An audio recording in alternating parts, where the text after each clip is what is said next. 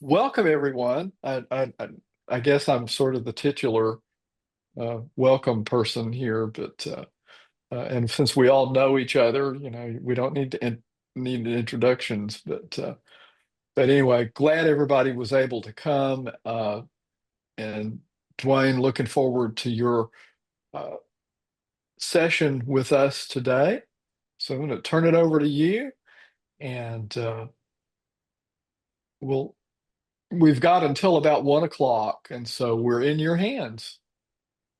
So, hello, everybody. So just to get us started, we are going to spend about a 30-minute didactic, and then we are going to go ahead and go to some time for reflections, questions, concerns, just anything you want to bring up. For those who do not know me, I'm Dr. Dwayne Lee. I have a beautiful wife, 3 kids. I 2 daughters, 1 son. I got my bachelor's and my master's at ACU, and I got my doctorate at Union Theological Seminary. I am currently a full-time chaplain and director of chaplaincy services at Terrell State Hospital, a mental health facility in Terrell, Texas.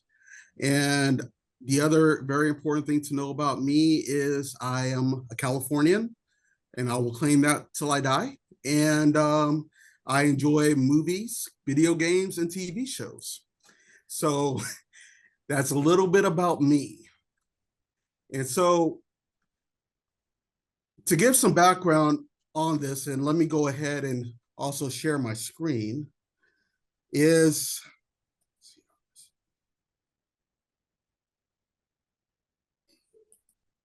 and can everybody see it?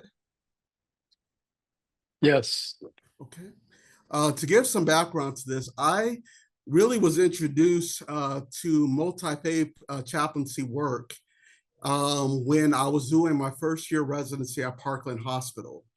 And I had heard about it as a theory. I've heard about it being taught by my supervisors, but I really hadn't engaged it until I was about 3 months into the program. And there was this patient who was a homeless man, and he was hit by a train, and all we had of him was his name, and we also had his religion. And his religion was Islam. He was Muslim, and the department, the nursing staff asked me, chaplain, how do we contact somebody for a funeral? And at the moment, I did not know what to do because I really didn't know many Muslim funeral homes in the Dallas area until the Muslim chaplain helped and assisted me. And they actually gave me a contact to an imam who does the burial rites for the Muslim community. And it was in that moment where I met the imam, and he welcomed me. He invited me into the tradition, not to participate, but to witness. And we brought the patient to a hallway, and the imam did the cleansing of the body, the purification of the body. And it was such a humbling and just overwhelming experience because I saw how the imam took care of the patient. This patient had no family, just a name, didn't really even have a story. But the imam just took so much care for this patient that I started crying.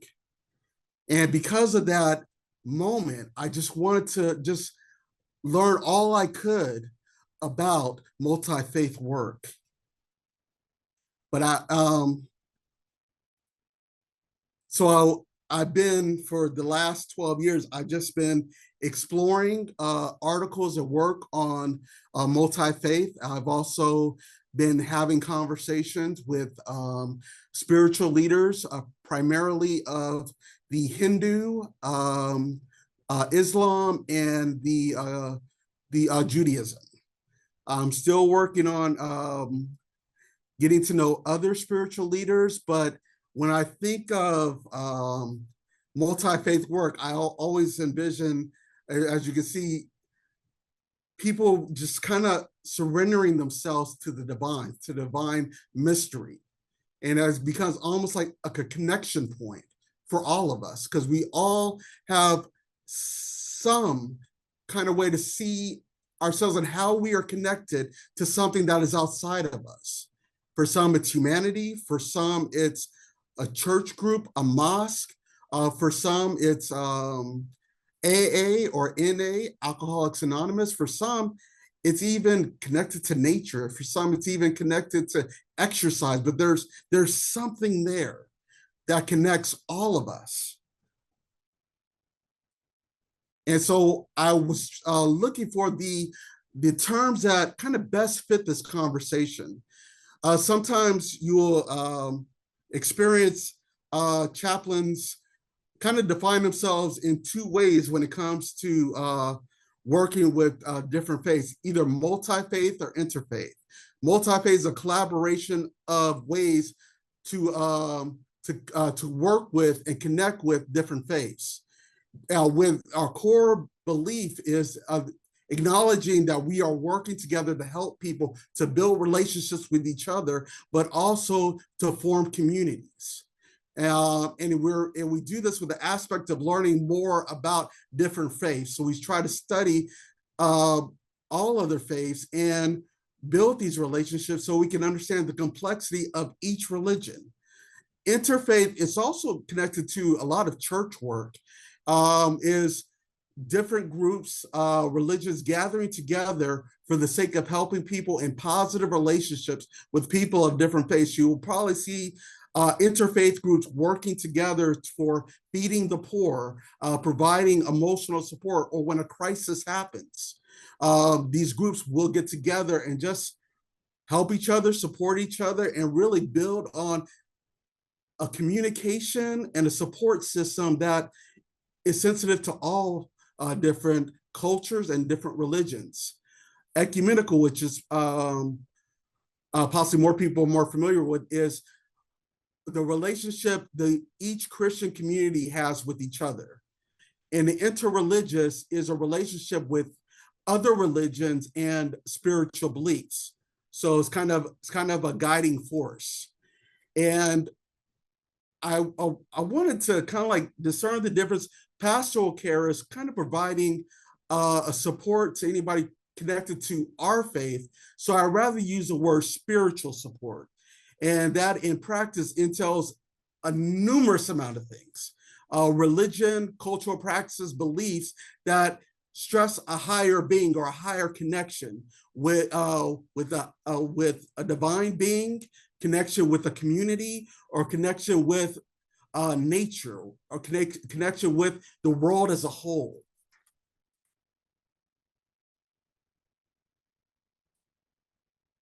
And so with that, I don't know about anybody else, but my experience has been the constant challenge is, how do I remain authentic as a Christian while providing support to those of different faiths?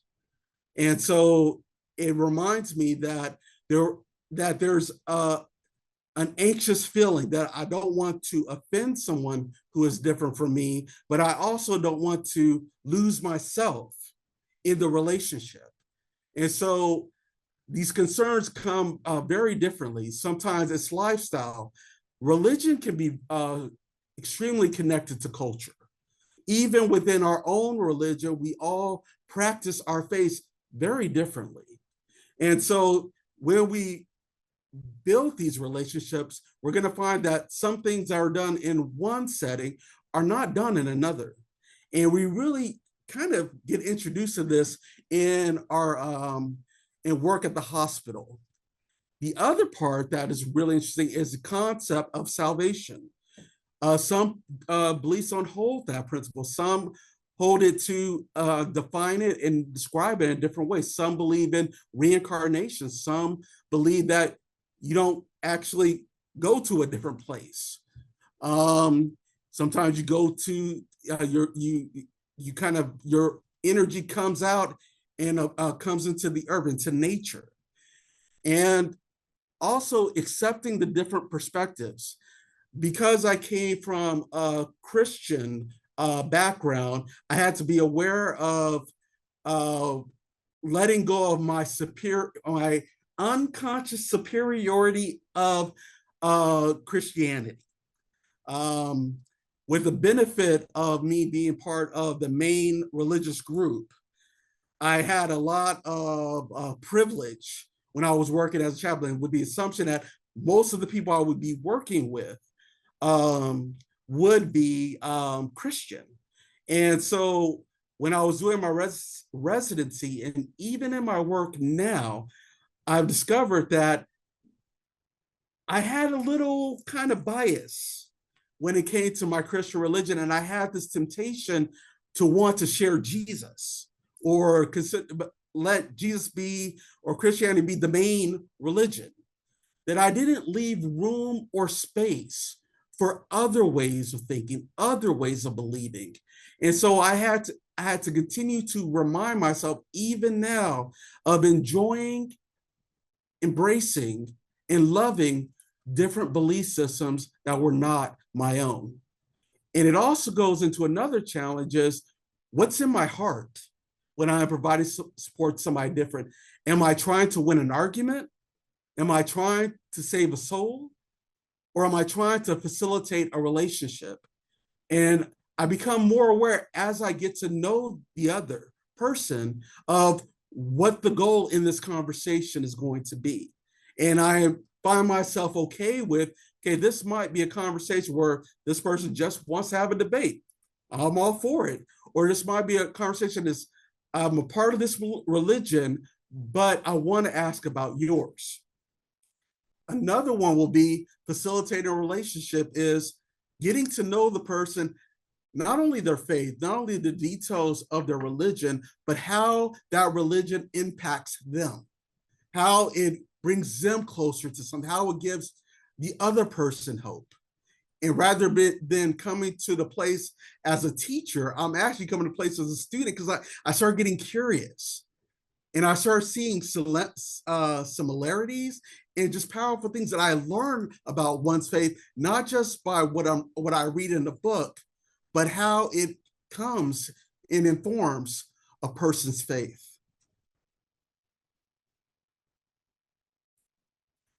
And I also like the idea of guiding myself through a spiritual foundation.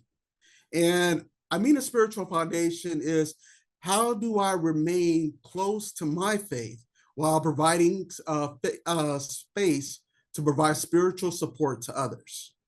And so I try to keep the image of God in my mind. And so when I think of the image of God, I think about Genesis 1, when the writer says that we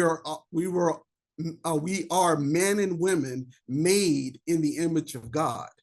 And so I started looking at it as all of humanity are my brothers and sisters, and we're kind of like living in these different rooms, but we live under the same house. And so I just want to get to know the brother or sister that I haven't really known for very long.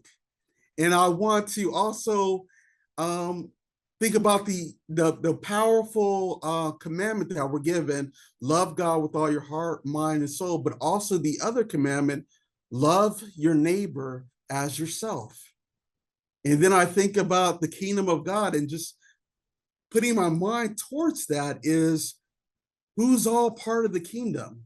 And because I'm not exactly sure, I don't have a deed to heaven, or I have a deed to the church, or have a deed to what it means to be a servant of God, I start being curious about who's all a part of this space. And can I learn from the other? Can they teach me? And through their perspective, can it help me grow closer to divine, to the divine? And then I think about peaceable living. this one is it hit me really hard in the last about 5 months with the wars going on, with the racial tension, the cultural miscommunications that are happening in this country, and in the world as a whole. And I've been trying to be intentional about how do I live out a life of peace, even from those who may disagree with me or practice different faiths. And how do we come to a place where we can sit together and not only speak about peace, but help each other live out a message of peace in our own work? And one of the things that, as a Christian, I follow is my favorite chaplain is Jesus. I think he's the best chaplain that ever exists. And he went to those who were different. He went to those who were socially, physically, culturally. He went to all those who were kind of pushed off to the side. And he welcomed everybody into the conversation. He welcomed everybody into his teaching. He welcomed everybody into his compassionate work. And so that kind of gives me kind of the foundation that is kind of one of my goals as a chaplain, is to go out, to support, to meet people as they are. And also the other one is working for the common good. I work with rabbis, I work with imams, I work with Buddhist spiritual leaders, and we support each other with resources. They have given me Qurans for my practice. They have given me Tanakhs. They've given me so many different books, prayer beads, and I provided help for them, so that when we come across somebody who has a different religion than ourselves, we have certain resources that we can pass out, we can give. And I'm continuing to, as I'm not a expert on this, I'm continuing to build on these resources in my own work and in my own department. And this kind of goes into, okay, if I make the decision of going into the space of someone who is different, especially when it comes to religion, how do I be effective in that? And I think one of the best ways is active listening. This is one of the concepts that are taught to us in so many different circles. Counseling, for me, it was clinical pastoral education. And I frame it as in letting the person share their narrative. That means letting the person share their story. They're religious, they're spiritual, they're all of it. And journeying with the person, the next step is journeying with the person as they face the story. Is, in my experience, when somebody is talking about their story, everything comes in: their faith, their struggles, their doubts, their hopes. And when I'm journeying with somebody, when they're leading me in this beautiful dialogue, I start hearing certain things in their story that has its own hope in it, its own story. It has examples of their own faith. And so when I journey with them as they engage, I say, well, tell me, you utilize this prayer, this meditation to help you in this situation. So what would it be like for you to use that prayer and meditation to help you in this situation you're dealing with right now? And then I also want to be a part of the reframing. Is I want to say, this is what you told me so far, and I want you. I just wanted. I was so excited. I was listening, and I just noticed some of the hopes.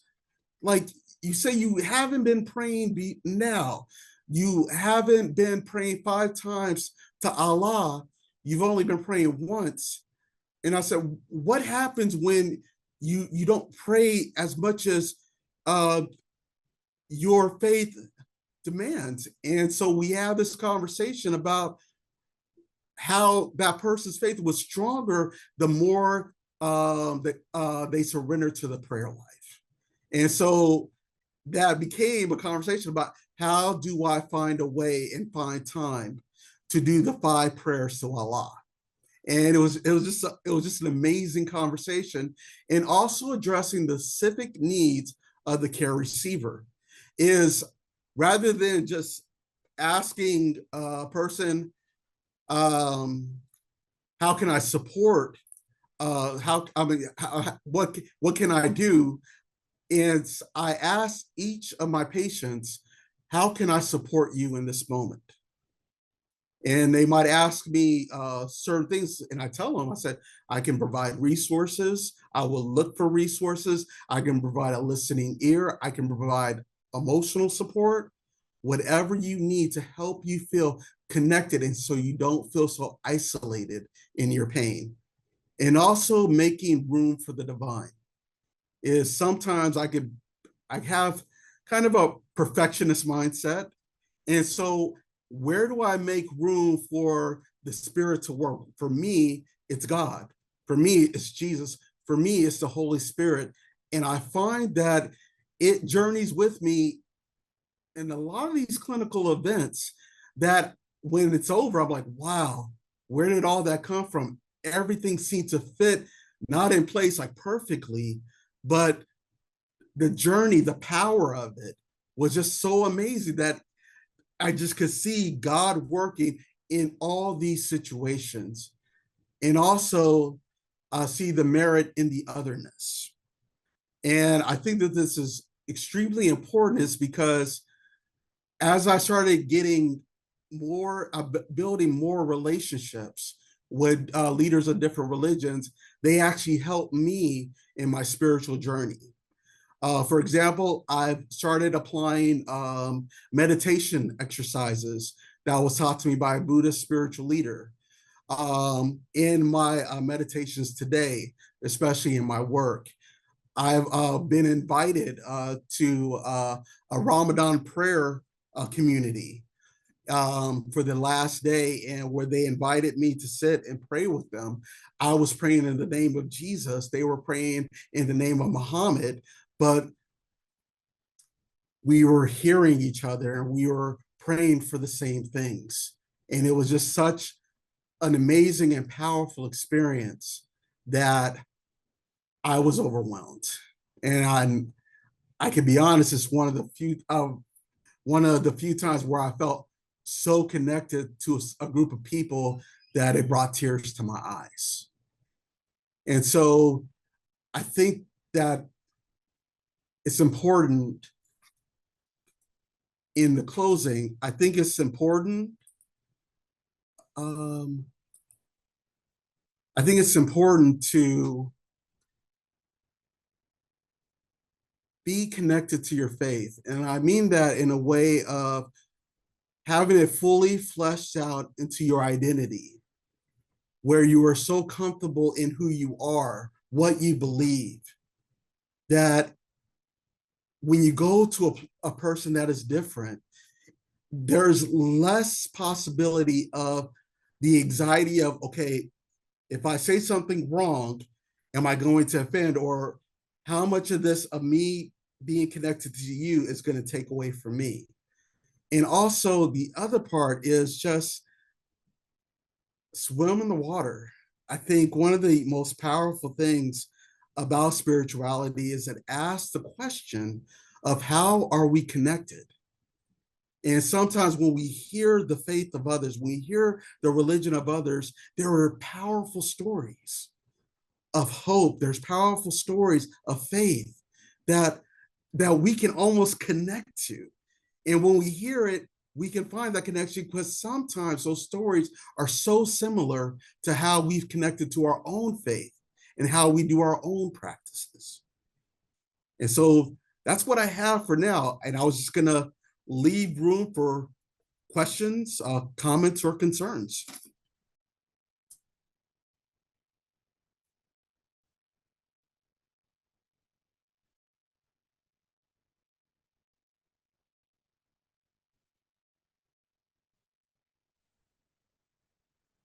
Dwayne, I really appreciate all the points that you made. the last of your bullet points, the ones that says see merit in the other or see merit, forget exactly the way it was worded, but that really struck me. I think there's a lot of truth in that.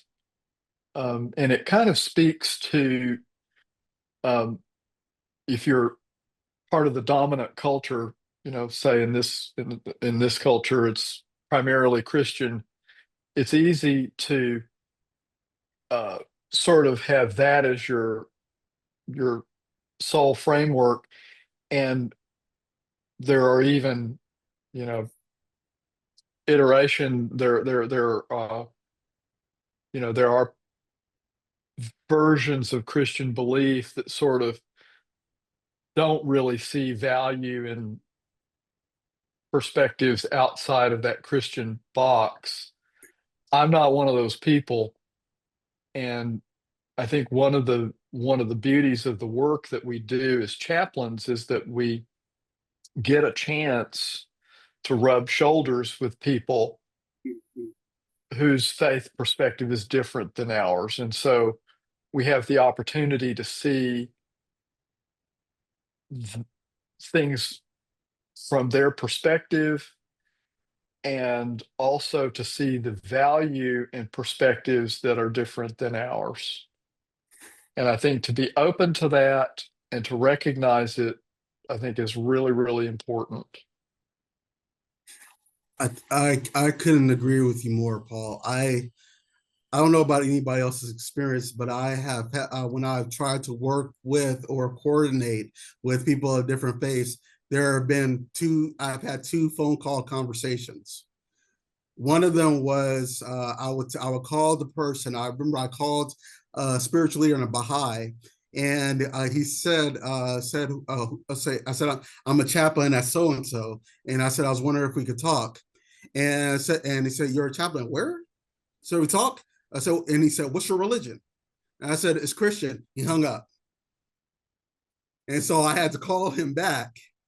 And I said, okay. I was like, my name is Dwayne. I am a multi-faith chaplain, and I work with all beliefs. And I'm not here to teach you anything. I just wanted to know about your faith. I have a patient, and it was really interesting. I had a patient who really wanted to talk and really needed support, but because we work at a mental health hospital, it was hard for them to get over there. And so, Paul, that conversation lasted about 40 minutes.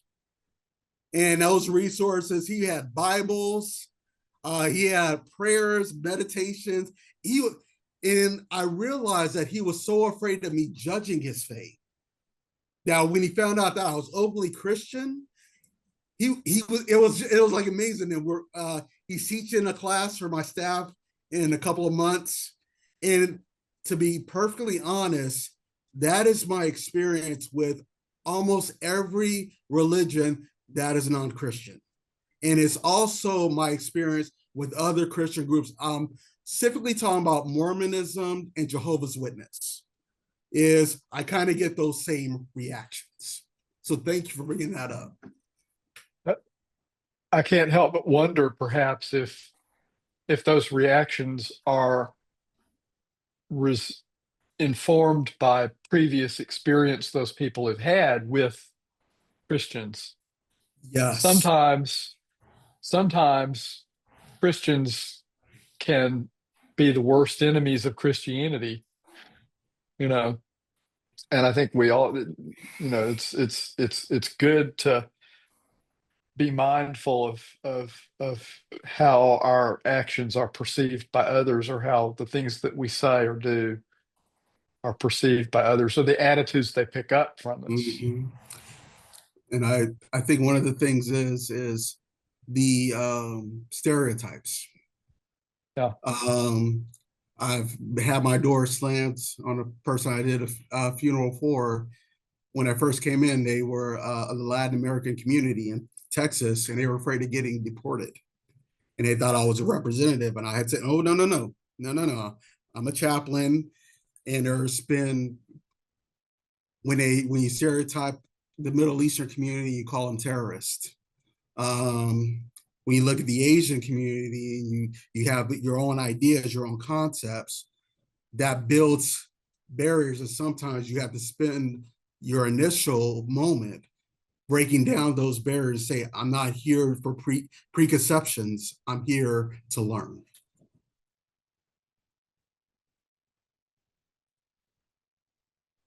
Thank you, Dwayne. If I could piggyback off that a little bit. One thing that is particularly relevant in my context here in rural Tennessee is kind of what you're describing, only backwards. Mm. Where there is a very strong dominant cultural group, religious group, faith concept, and your work, especially in the multi-faith arena.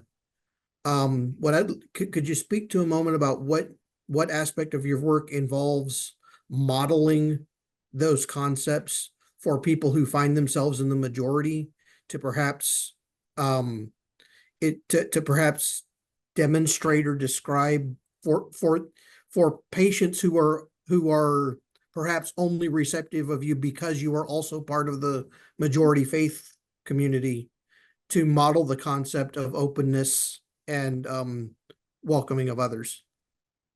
This is actually, I'm still working on that, Ben, but I will tell you some of the examples that I have is we are doing what is called lunch and learns. And so we had a rabbi, Neil Katz, he did our first class. We are having an imam, not imam, a spiritual leader of the Muslim community. He is going to be doing the next one. We have a Buddhist spiritual leader doing one for the next. And we have a member of the Baha'i faith. And my goal is for my staff to get to know leaders because they're going to be talking about their personal faith. And the title of it is Deconstructing the Myth and Understanding the Faith. And my goal is to actually get more of the humanist, and I want to get a Hindu, and so I want to build those relationships, because hearing their voices, they're going to be able to hear it. The staff is going to hear like the human in the faith. And kind of another thing that I do is I make sure that all my communications, my devotionals, I have spirituality groups. I get my sources from multiple religions. I do work with my Christian patients, but my spirituality groups goes to education to different religions and their practices, and I try to teach different practices to help people stay connected. And because I deal with the mental health, it really is amazing. It really is. And I have accountability partners. I try to build my chaplains. You know this. We may be in our own religious circles, but when it comes to chaplains, we have this ride or die personnel. We all going through CPE together. So you build relationships. So I have a lot of good relationships with so many different religions who are doing the work of chaplaincy even now. And just, and those even though different ideologies. And I want to go to the rural part. I provide support, and I have to be very intentional about this. With our Christian communities, I provide support across the spectrum. So I have prayers, meditations, and support from the extreme Christian conservative to those who follow liberation theology. And I have everybody in the middle. And right now, we only have 5 books of different spectrums, but we use those, and we've actually had patients who have needed some Christian support, but they have been like, this is what I believe. I'm not part of this group. I'm not part of this group. And so we try to make sure we have spiritual resources to help everybody. Thank you. Appreciate that. Thank you for your work. Thank you. Thank you for your work. The kind of piggybacking on that, in a previous life, I was a Navy chaplain, and I enjoyed being in the interfaith space that that that is Navy chaplaincy. And there were a couple of phrases that we had that have really still stuck with me. Um, One of them was what was then the motto of the Navy Chaplain Corps. I don't know whether it still is or not, but cooperation without compromise. And to me, that really embodied the spirit that chaplains need to have with one another, and also that need to have about their work. Um, we want to, and a corollary to that was another phrase. We try to provide for those for whom we can provide, and we facilitate for those for whom we can't provide. I'm not a Catholic priest, and so there are certain liturgical things that I can't do for a Catholic, but I can connect them. I can connect a Catholic patient with a Catholic priest. There may be resources that I can provide. So, those two things are really good. They've always been sort of tent poles of my practice as a chaplain. Mm-hmm. I think also one other thing is an inner attitude.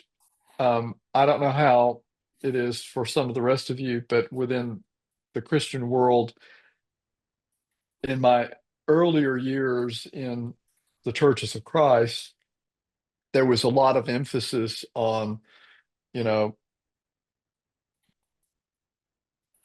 converting other people, and it's like, you know, in that church world, Christians were taught to feel a responsibility for other people's salvation, for their it's like you're personally responsible for converting them, and if you don't, you're going to be held accountable for it. I never really bought into that, but that was a part of the church culture that I was exposed to. And as I grew, both as a person and also as a chaplain, I came to understand that each person is responsible for their own relationship to God. Everybody kind of works that out in their own way. I'm not responsible for another person's relationship to God. I'm responsible to God for my relationship with God. I may be responsible to that person for the way that I behave toward them. That's a very different matter. But when I got that realization, that was very liberating to me. It took an agenda out, it took an agenda off the table, and it freed me to be with the person, one human being with another human being, without this hidden thing hovering over the background. But anyway, uh, those are thoughts that occurred to me, and I'll shut up now. Paul, I was just thinking about two things that I learned, and I still do. I asked the patient if they want me to preach in Jesus' name. That's just a practice I've been ingrained with because most of the time I don't really do I do praying like maybe 50% of the time of my work, maybe 40. But when they do ask for a prayer, I make sure to say that. And I think another part I do is this is gonna sound kind of weird, but I actually follow Paul on this. Paul's theory on gardening. I plant the seed, Apollos waters, God allows it to grow. I'd always interpret it as the person preaching the gospel is the one planting the seed. I kind of reframe that as maybe it's the one who's the first one showing kindness or compassion, planting the seed. And I don't know what's going to happen 20 or 30 years from now, but God is doing the growth. God's doing growth God's way. And I'm like, okay. And it reminds me that I do put too much pressure on myself in all of these cases. And I realize if I kind of let some of these things not go fully, but it's kind of like let go of the burden, the conversations become more fluid. I become more relaxed and I become more genuine in my practice. Yeah. Michelle, you got your hand up. Go ahead, Michelle. It was for me. It's Just for me. Dwayne, it's so nice to hear from you and to get to meet you in this setting. I haven't met you before, but I feel inside myself very excited for the work that you're doing and the way that you're describing it. And there's a lot that resonates with me personally as well. I was curious about the lunch and learns that you're doing. I was curious if those are already happening or you're planning to do those, and just how people can be. What kind of things do you do to make sure people understand there's a learning posture here, not a with these guest speakers that come in, they don't get like raked over the coals or something like that, open posture of learning from these individuals? That is a really, really good question. So can I ask what I did as an example? Is I made space for people to share stereotypes. And I prepared the spiritual leader. I talked, I have a conversation with the spiritual leader. The rabbi we talked to, I was thinking of any kind of uncomfortable thing that might happen. And I said, this might happen. And what's interesting is the spiritual leader is like, oh, okay, I got that. Because they've been talking to the dominant society for so long that they kind of have built a practice in sharing their faith that is actually very healing for the audience. They're like, no, I think it said, I was like, no, we're actually multicultural. I said I remember an imam said, man, we have people in our mosque that look like in sync. And we have people from our mosque that are African. And Islam is global. And they were like, oh man, oh really? Okay. And they said we deal with the same racial issues that you deal with at your church. And like, oh wow. And so it's kind of, most of the time the people I ask deal with multi-faith work, at least on a part-time basis, where it's a part of their mindsets anyway.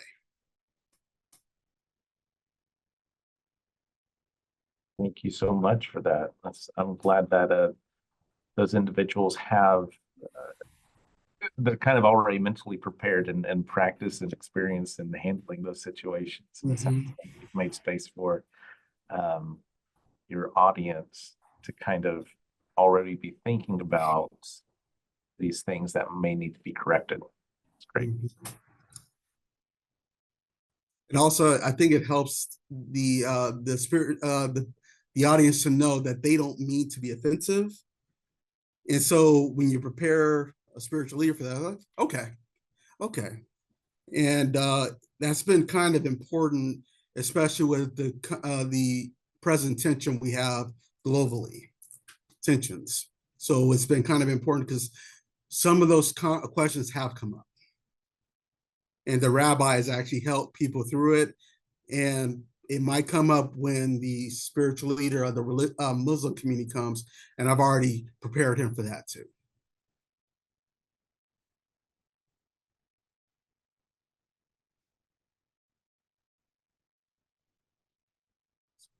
So, any other questions, concerns? You can yell at me. I'm a chaplain, so I've been yelled at before. So, but if there's any or concerns anybody would like to talk about, please.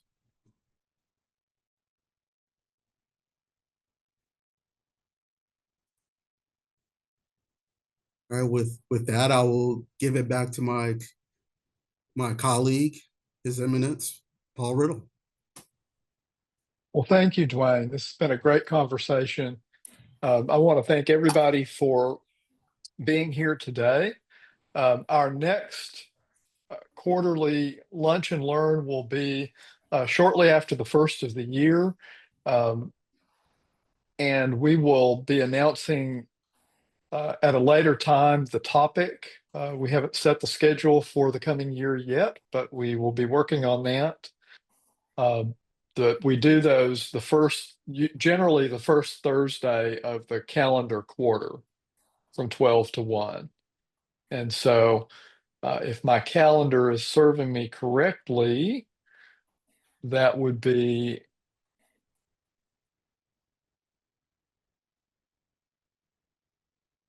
January 2nd of 2025. We'll probably do it on January 9th instead. Matter of fact, I think it's already on the schedule there. That's correct, Paul. Yeah. Yeah. January 9th. Yeah. I think we had the good sense to put it there. Nobody wants to be doing a lunch and learn the day after New Year's. So anyway, we will be in touch with topics, and thanks again for your participation. If you have a topic that you would like to present on or an idea, feel free to contact me. I'm going to be putting out very soon a call for presenters for the lunch and learns. And so, as long as it pertains to spiritual care in one way or another, it's fair game. Well, if there are no other comments or questions, we'll give you about 6 or 7 minutes of change back. Hope you enjoy the rest of your day. Thanks again for being with us.